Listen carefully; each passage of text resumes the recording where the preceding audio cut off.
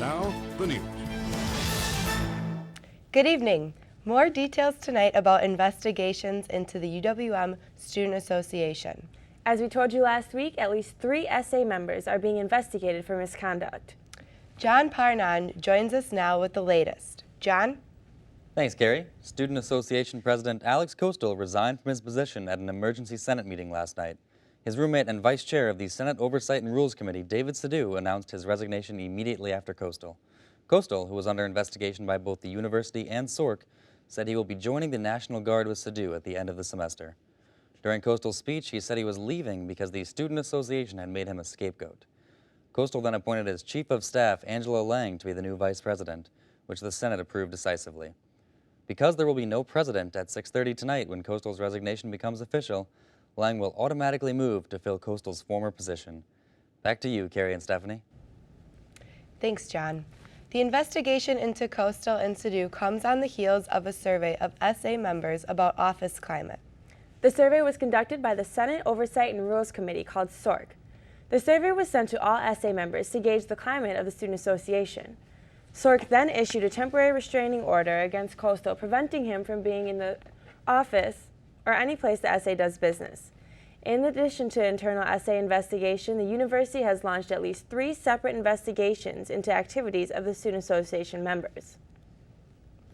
There are also new developments tonight in the controversy surrounding the vice president of the Student Association.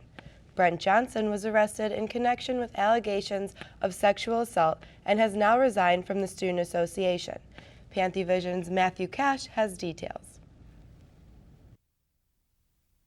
The UWM campus is a hectic place right now, but not because final exams are around the corner. Investigations are ongoing in the Student Association for allegations of sexual assault, misconduct, and other activities by some of its members. SA member Rick Banks says that officials are responsible for their actions. It's very surprising, but due diligence will be done and officials will be held to the highest standards of accountability.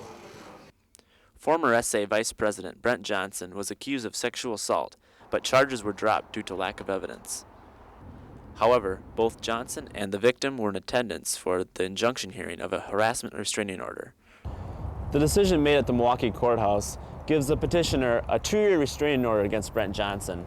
Brent Johnson can appeal the decision. It was wrong, but, I guess that's what appeals are for. Former SA Senator and acquaintance Kenneth Black says he never experienced any suspicious behavior from Johnson. I would say Brent was probably one of the first individuals in SA that I really kind of bonded with real quick. We kind of related a lot. He was, very friendly, outgoing. However, the news of the allegations sends shockwaves throughout the student body. It could definitely change the dynamic of how students interact with that office. I really do think for future elections, people may take a lot longer to really elect a person. Despite the cause of events, Johnson plans on continuing his education at UWM once the suspension is over. In Milwaukee, I'm Matthew Cash for PantherVision. Johnson has been suspended by the university. This is not the first time for the Student Association that has been embroiled in controversy. Alyssa Brass joins us now with a look into the SA's past problems. This year's allegations are yet another scandal on the SA's record, and as I found out, the SA has quite the history. In 2006, police padlocked the doors of the Student Association's office while they investigated the possible embezzlement of $10,000 by SA President Russ Rudin. Rudin pled guilty to theft. He was sentenced to 1 year probation, a $500 fine, and 50 hours of community service. Student Association controversy comes both in the meeting room and at the polling place. This is a big story. This is serious stuff. Look, I stand by all my rulings. I really have, I don't have any comment for you. The biggest issue came in 2008 when the SA's independent election commissioner, Dan Barr, kicked the opposing party off the ballot for alleged campaign violations. He then brought in police to kick cameras and reporters out of polling locations. Some voters, who were trying to write in the names of the candidates kicked off the ballot, say Barr harassed them at the polls. I had the handwritten sheet and I was setting it on the table and I jotted down about 3 or 4 names.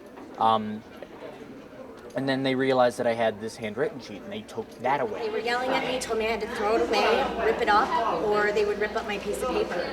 And I said, you already gave me my sheet, and I should be able to vote privately. It was kind of scary, and I think that kind of attitude frightened a few people away. Then, when the opposing party appealed the decision to remove them from the ballot, Barr tried to bar cameras from that hearing as well. I have copies. I'm not going to be allowing cameras in this hearing, guys. Sorry. Why not? I'm not impressed with your conduct recently. I'm just not going to be allowing it. We have rights. Wisconsin. I'll call security. Sorry. This Wisconsin open meeting law. We have any right as any one member of the public to be here. This is a IEC hearing. Okay. Well, Dan, we have any right to be here. If you want to call someone, go ahead. You can be here, but I'm not having cameras. More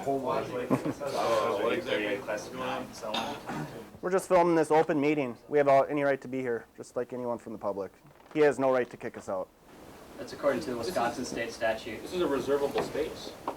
That has no effect. A lot of open meetings are in reservable spaces. Guess I gotta talk to my boss on. I'm not sure exactly. Alyssa, was Barr successful in preventing cameras from attending the hearing?